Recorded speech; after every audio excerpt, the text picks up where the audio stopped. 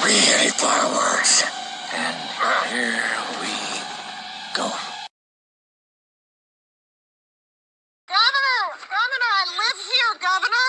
That was my daughter's school, Governor. Please tell me what you're going to do. I'm not going to hurt him, I promise. I'm literally talking to the president right now to specifically answer the question of what we can do for you and your daughter. Can I hear it? Can I hear your call? Because I don't believe it. I'm sorry. There's literally, I've tried 5 times. That's why I'm walking around to make the Why call. is the president not taking your call? Because it's not going through. So I'm walking around to make the Why call. is the president not taking your call?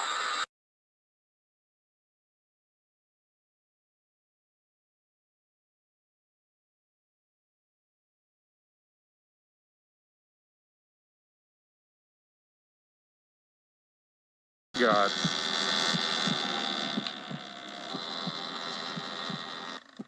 Straight scenes of the apocalypse, man. That's another gas line.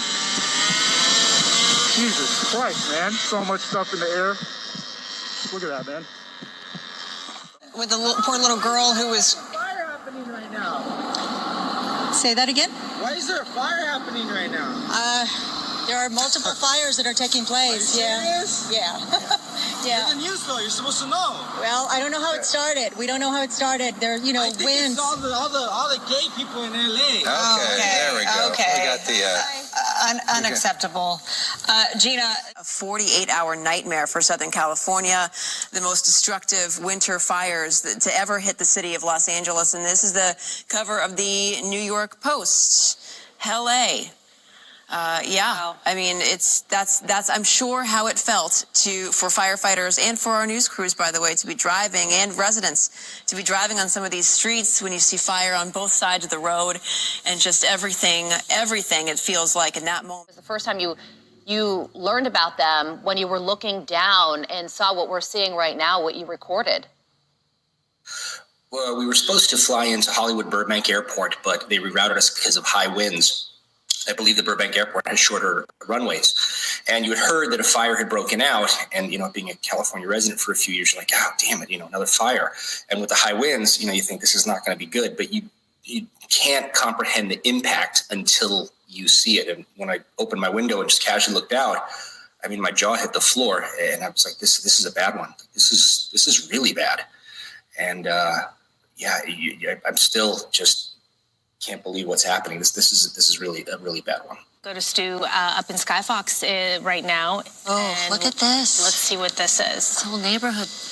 This is what we were. Yeah, we knew this was here, and this is like the first chance that we're actually kind of getting a look at that real devastation. When they keep saying over 1,000 homes burned in the Palisades, this is one of those areas. This neighborhood, I would venture to say, probably 500, maybe more homes out there. As I just get wider and wider, you can see some of the homes still standing, but so many of them just flattened out here. We can bring the map back up here in just a moment, but this is off of Sunset near Alma Real Drive. That's going to be the general area, and that's also part of the downtown area there as well. But take a look at that. This is when you talk about a brush fire and you say, oh, there's some homes that have been destroyed, I never picture anything like this. This is just blocks after blocks after blocks of that neighborhood out here, and you can just see it just goes and goes and goes. And then sometimes there is,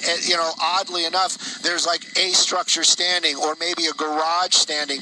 But for the most part, I would say every home in this neighborhood flattened due to the Palisades fire. Meantime, I want to show you this. This is the front page of today's LA Times.